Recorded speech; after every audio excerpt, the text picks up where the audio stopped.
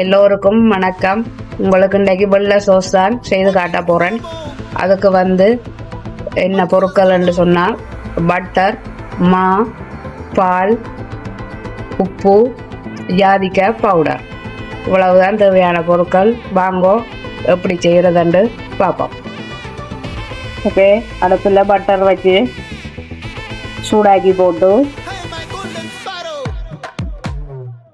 அதோட பாலையும் போட்டு சொட்டு உப்பும் போட்டு இந்த மாவையும் போட்டு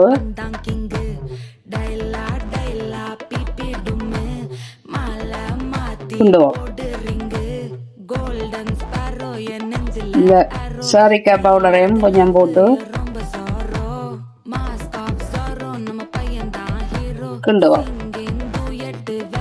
இது தண்ணியாகவும் இருக்கக்கூடாது, கட்டியாகவும் இருக்கக்கூடாது. ஒரு அளவான பருவத்தில் எடுக்க வேணும்.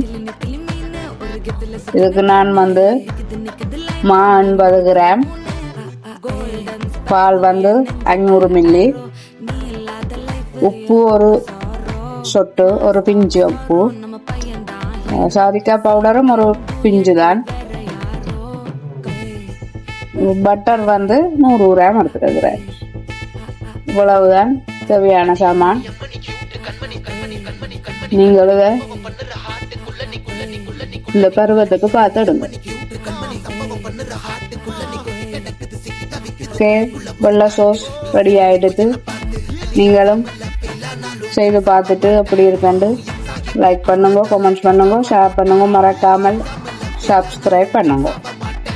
நன்றி, வணக்கம்.